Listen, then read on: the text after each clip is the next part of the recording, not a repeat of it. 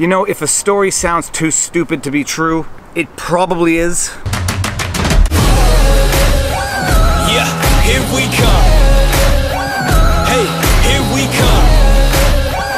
Hey, here we come. Here we come.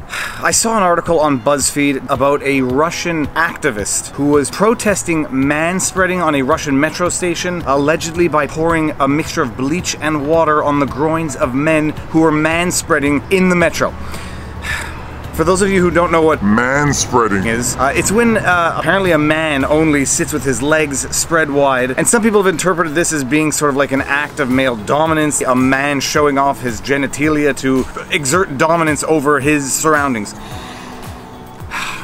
Anyone with kids will know that girls manspread, or as I like to call it, person spread, as much as boys, and anyone who hangs around enough people knows that this is not a phenomenon that is specific to men. But regardless, allegedly this Russian hacker was dumping a bottle of water and bleach on the groins of men. BuzzFeed ran the article, and they say that not only was she doing it, but that some people in the comment sections were actually supporting her. Turns out from the article that pretty much only BuzzFeed was lending any credibility to what she was doing by implying that there was a, quote, reason for what she was doing. The kicker of it all is that the whole story is a fake. The video is staged. The Russian activist in the video, I won't call her an actress, I'm not exactly sure who she is, but one of the men in the video confirmed that it was actually totally staged, and who knew? Who would have guessed? When I look at something and I see criminal assault in the name of activism, I don't think activism. And then I start to ask some questions, but it brings us back to law in a few interesting respects, one of which, in case you had any doubts, dumping liquid, let alone bleach and water on a stranger against their will is assault. Period. Spitting on someone has been deemed to be assault. Throwing a glass of water on someone has been considered to be assault. By the way, if anyone thinks I look tired and low energy today, I've been sick as a dog and I hauled myself out of bed to do this video because I promised a video a day and I've been doing it for the last 2 years. I'm going to continue to do it.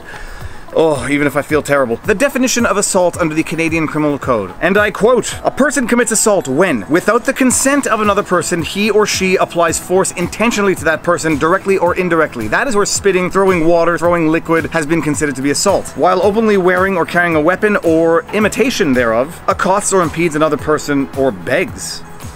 That's weird, whatever. Spitting, throwing water, throwing a bleach water mix on someone is assault. When I read an article anywhere that says an activist is throwing bleach on people, I don't think activist, I think criminal, and I think there's something more to this story than meets the eye. And then the second layer of all of this nonsense is the willingness with which people spread this information without doing the most basic fundamental checks. If something sounds too idiotic to be true, it probably is. And I love people who post the link and say, I haven't fact-checked this myself. I mean, who would walk around and say things like, Winnipeg is the capital of Canada, but I haven't fact-checked that myself? When you repost something, when you share something, when you post something on social media, you're basically asserting it. If you are asserting something that is false, that makes you part of the problem. If you assert something that is false because you didn't take the 5 minutes required to fact-check it before you share it with the world, you're part of the problem.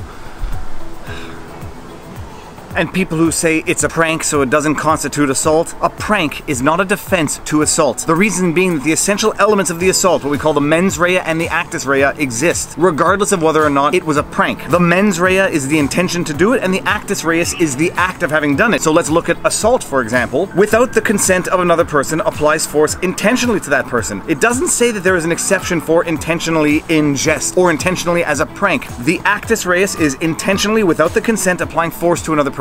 The fact that the other person doesn't know that it's a prank means that it is without their consent. So the idea that you can get away with assault in the context of a prank is also something that people should think twice about before doing. There was a big issue of a YouTuber. What did he get? He apparently, as a prank, was giving homeless people Oreo cookies with toothpaste as the white creamy section in the middle. His name is Kangua Ren. He's a Chinese YouTuber and he faces up to 2 years in prison. He hasn't been convicted yet, but he faces up to 2 years in prison for a prank in which he fed a homeless person toothpaste in between an Oreo cookie. Same rationale as throwing water on somebody as activism or bleach water mix as activism. The individual may go to jail for 2 years. I mean, it's a different legal system. I would be surprised if he gets 2 years in prison for that type of offense, but what do I know? Also, varying levels of degree of assault. Throwing a glass of water in someone's face is not going to get you the same jail time as throwing a fist in somebody's face, but it may come up on your criminal record later on in life, despite it having been a relatively innocuous event at the time it occurred.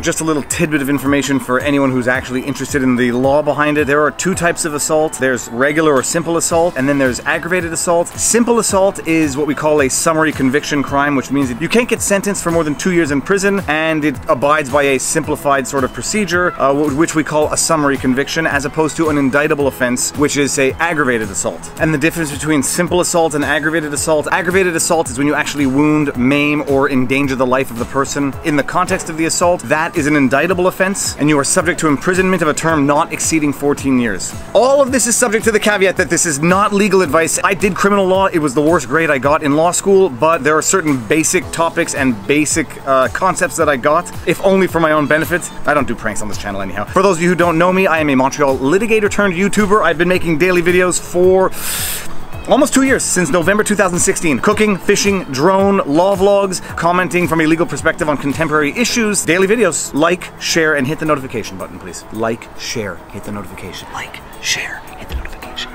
Do it, please. Thank you.